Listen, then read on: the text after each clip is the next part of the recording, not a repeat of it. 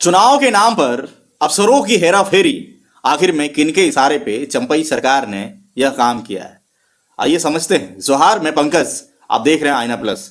आगे बढ़ते हुए, अपने शपथ ग्रहण के बाद फुल फॉर्म में नजर आ रहे हैं सीएम चंपई सोरेन ने ताबड़तोड़ अधिकारियों का तबादला कर यह संकेत देने की कोशिश की कि पूरी प्रशासनिक मशीनरी पर उनकी पैनी नजर है। हालांकि तब इस स्थानांतरण के पीछे लोकसभा चुनाव की अधिसूचना को मुख्य वजह बताई गई थी, लेकिन अब मुख्य निर्वाचन पदाधिकारी के रवि कुमार के द्वारा सभी अपर मुख्य सचिव, प्रधान सचिव और सभी जिला निर्वाचन पदाधिकारियों भेजे गए पत्र के बाद इस स्थानांतरण की मंशा पर ही सवालिया निशाना खड़ा हो गया है। भारत निर्वाचन आयोग का एक पत्र का हवाला देते हुए रवि कुमार ने लिखा है कि आयोग के संज्ञान में यह तथ्य आया है कि अधिकारियों का तबादला उसी संसदीय क्षेत्र या उसके सीमावर्ती जिलों में किया गया है जहां पूर्व में उनकी तैनाती थी। यह स्थानांतरण नीति की मूल भावनाओं के प्रतिकूल है।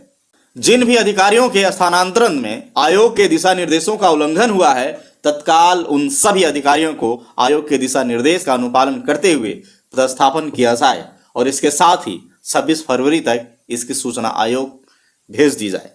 यहां ध्यान रहे कि किसी भी लोकसभा चुनाव के पहले 3 साल से एक ही स्थान पर तैनात अधिकारियों का उक्त संसदीय क्षेत्र से बाहर पदस्थापित किया जाता है ताकि चुनाव की निष्पक्षता संदेह की कोई गुंजाइश नहीं रहे। इस बार जैसे ही चंपई सोरेन ने मुख्यमंत्री पद की शपथ ली, अधिकारियों का तबादला करने की जिम्मेदारी उनके कंधों पर आ पड़ी। आनन फानन में स्थानांतरण की सूची तैयार की गई, अधिकारियों का तबादला किया गया क्योंकि लोकसभा चुनाव की अधिसूचना किसी भी वक्त जारी हो सकती थी। लेकिन अब उसी तबादले में कई विसंगतियां सामने आती हुई दिख रही है। इसका एक उदाहरण सीरियल नंबर 2 में विनय कुमार है। यह पहले दुमका जिले के सरैयाहाट थाने के प्रभारी थे।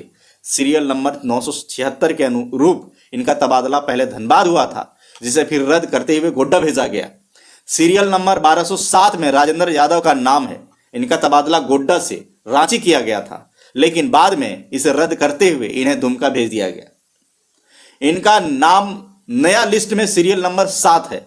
सीरियल नंबर 1222 में ताराचंद का नाम दर्ज है। इनका तबादला पहले गोड्डा से रांची हुआ था, जिसे रद्द करते हुए दुमका कर दिया गया। नई सूची में सीरियल नंबर 1 है। पहले तबादला और फिर उसे रद्द करने का जो खेल हुआ, निर्वाचन आयोग ने इसी पर अपनी आपत्ति दर्ज कराई है। अब जरा बड़े पदाधिकारियों के तबादले को समझने की कोशिश करें।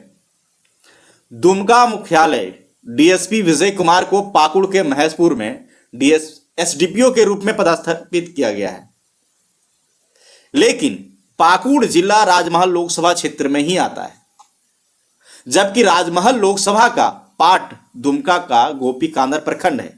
दुमका से इंस्पेक्टर उमेश राम और वकार हुसैन का ट्रांसफर पाकुड़ किया गया।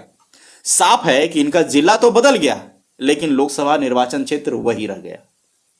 अब इसी आधार पर निर्वाचन आयोग ने अपनी आपत्ति जताई है।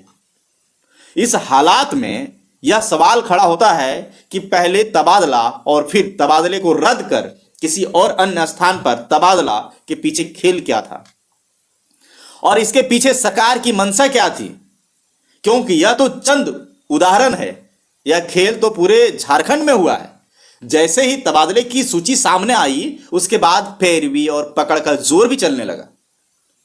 कई अधिकारियों का तबादला इसी पकड़ और पैरवी का परिणाम था, लेकिन मुख्य सवाल यह है कि इसके पीछे खेल किसका था, और यहीं पे चंपई सरकार अभी घिरते नजर आ रहे हैं।